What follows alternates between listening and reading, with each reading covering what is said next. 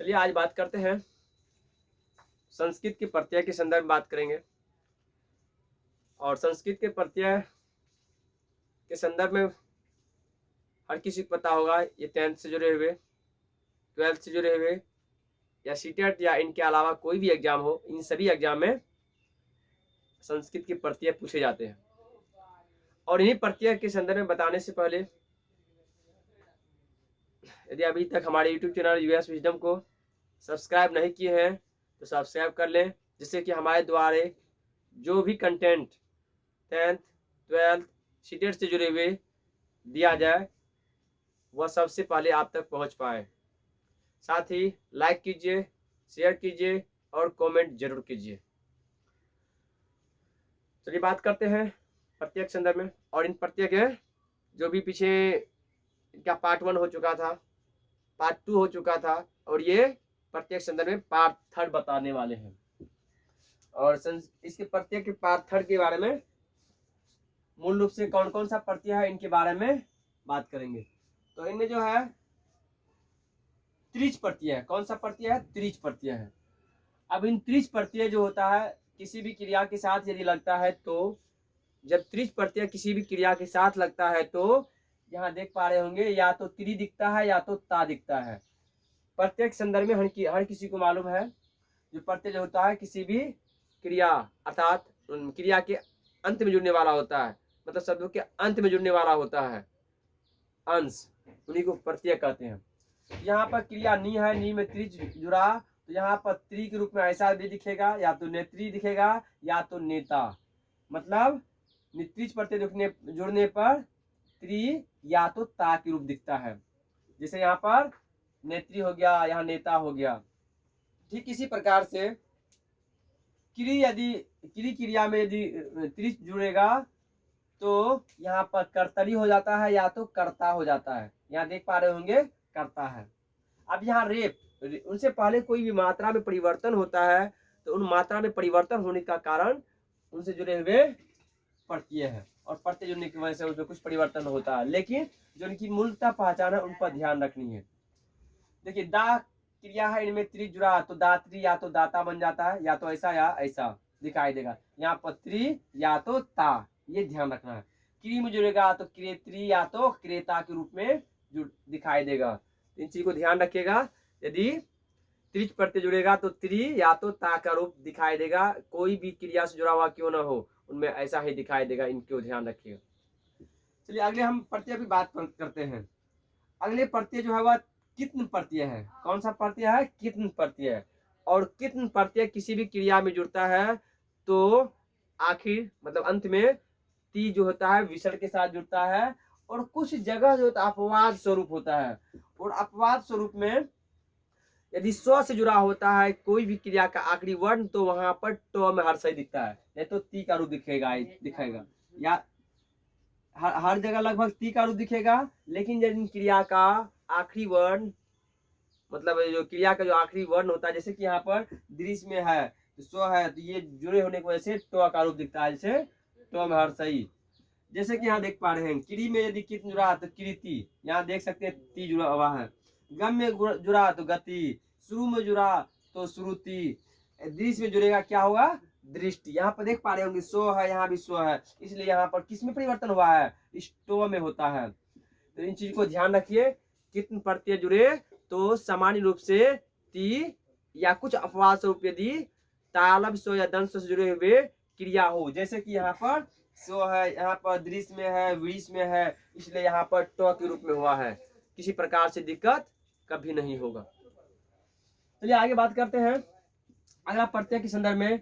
आगे प्रत्यय है नबूल प्रत्यय। कौन सा प्रत्यय है? नबूल प्रत्यय। अब नबूल प्रत्यय जिन क्रिया के साथ जुड़ता है उनमें अ और क के रूप, अ और क मतलब अक के रूप में दिखाई देता है। जैसे कि क्री में नबूल जुड़ा तो यहाँ कारक बन गया। इनसे जुड़े हुए क्री में अक जुड़ने के साथ कारक शब्द बन जाता है। और लास्ट पहचान मतलब इनका प्रत्यय का पहचान सिंपल सा ध्यान रखना है, अर्थात क क क। यहाँ गे में जुड़ा तो गाय क, लिख में जुड़ा तो लेखक, सिख में जुड़ा तो शिक्षक, नी में जुड़ा तो नायक। क्या है? नायक। सभी में देख पा रहे होंगे अक, अक का रूप मतलब ये जो है दिखाई देता है। उनसे पहले एक जो भी रूप में थोड़ा बहुत देखते होंगे, जैसे नी है, नी में नायक, नी से नायक नी मतलब होता है वैसे ले जाना, लेकिन अक जुड़ने के साथ एक सही सार्थक शब्द बनने के लिए उनमें यदि यह प्रत्यय जुड़ता है तो यह इनसे बना हुआ शब्द नायक ही होता है। उनमें पहचान की बात करें तो अक ही दिखाई देता है। चलिए आगे बात करते हैं ल्यूट पर। ल्यूट प्रत्यय में यदि ल्यूट प्रत्यय जिन क्रिया के साथ जुड़ता है तो अ नोमो, अ का मतलब ये कोई भी व्यंजन होगा तो उनमें वह जुड़े हुए होंगे और न और मो शेष दिखाई देंगे। जैसे कि दृश्य में ल्यूट जुड़ता है तो दर्शनम, यहाँ देख पा रहे होंगे अनम का रूप, अर्थात और इसके साथ और जो है दर्श के साथ अर्थात स्व के साथ व्यंजन के रूप में वह सम्मिलित है। सिर्फ यहाँ पर न और मो का रूप दिखाई देता है जब जिनमें ल्यूट प्रत्यय जुड़ता है। पठ में जुड़ता है ल्यूट तो पठनम हो जाता है, डा में ल्यूट जुड़ता है तो दानम हो जाता है, और गम में जुड़ता है ल्यूट तो गमनम हो जाता है, भू में जुड़ता है तो भू में भवनम हो गया। ये चीज बता चुके हैं पीछे। भू का जो होता है सेकेंड रूप भव होता है। क्या होता है? भ और वो होता है, भव होता है, और इस रूप पर यह अनम जुड़ा हुआ, इस पर कारण से इसमें भवनम हो गया है। तो इस प्रकार से ध्यान रखिए। चलिए आगे प्रत्यय की बात करते हैं। आगे जो प्रत्यय कौन सा है? तो आगे प्रत्यय है अन प्रत्यय।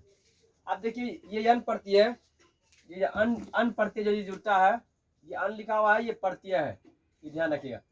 अन प्रत्यय किसी भी क्रिया के साथ जुड़ता है तो मूलतः तीन तरह का रूप दिखता है। एक जो होता है और वो के रूप, या तो अतः का रूप, या तो कहीं दो का भी रूप दिखता है। जैसे कि बुद्ध में जुड़ता है तो बुद्ध जैसे शब्द में जुड़ता है तो बोध हो जाता है।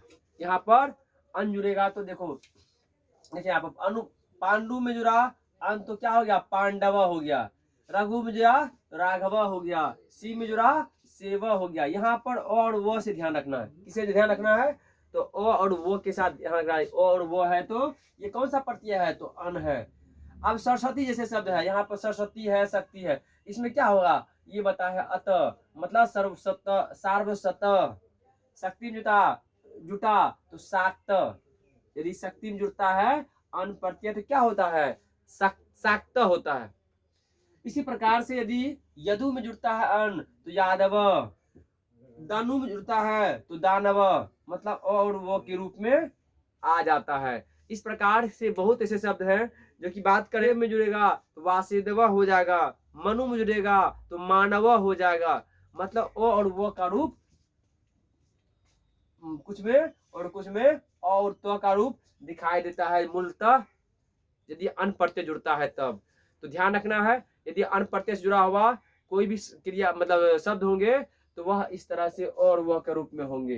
जैसे पांडु में पांडव, शिव, इस तरह से होगा। तो इनको ध्यान रखिए और बिल्कुल सही हो जाएगा, इस चीज को ध्यान रखिएगा। तो चलिए आगे प्रत्यय की बात करते हैं। आज ठक प्रत्यय है, ये ध्यान रखिए, ठक और ठक है। मूलतः ये ठक प्रत्यय जुड़ा हुआ, ठक में जुड़ा तो ये ठक प्रत्यय समय, ये जो है कौन सा? ठक प्रत्यय मूलतः एक भाववाचक शब्द में जुड़ा हुआ है। मास से मासिक, सप्ताह से साप्ताहिक, न्याय से न्यायिक, दर्शन से दार्शनिक, इस प्रकार से है। अब बात करते हैं ढक का। ये इनको ढक कहते हैं, ट ठ ड ढ। अब ढक प्रत्यय जुड़ता है तो क्या दिखाई देता है? तो अकार और यो दिखता है। कैसे? तो अब यहाँ देख लेते हैं। राधा में जुड़ा ध तो राधिये हो गया, गंगा में जुड़ा तो गंगये हो गया, भगनी में जुड़ा तो भगनय हो गया, कुंती में जुड़ा तो क्या हो गया? कुंते हो गया। इस प्रकार से आयकार और यो के रूप दिखाई देता है जब ढक प्रत्यय जुड़ता है तब।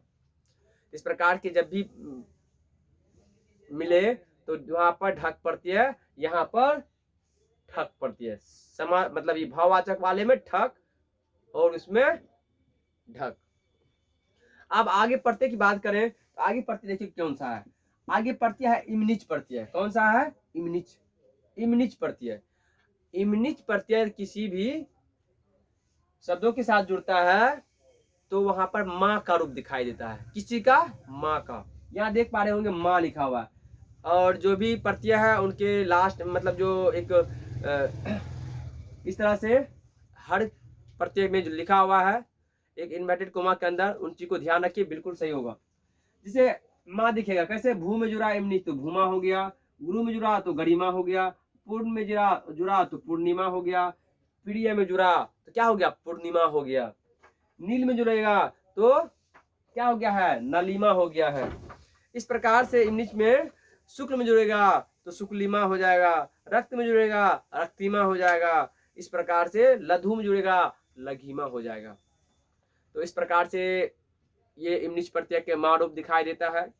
चलिए, ये हमारा वीडियो यदि अच्छा लगे तो जरूर इस चीज़ को सब्सक्राइब कीजिए, लाइक कीजिए, शेयर कीजिए और कमेंट जरूर कीजिए। और साथ ही प्रत्यय से जुड़े हुए एक एक कंटेंट आप लोगों के लिए जोड़ दूंगा, जिससे कि एक भी प्रत्यय से जुड़े हुए एक भी, और प्रत्यय के अलावे भी संस्कृत से जुड़े हुए, हिंदी से जुड़े हुए, और 12th के हिंदी, 10th से हिंदी और चीटर से जुड़े हुए जो भी कंटेंट होगा आप सबों के लिए जरूर लाऊंगा।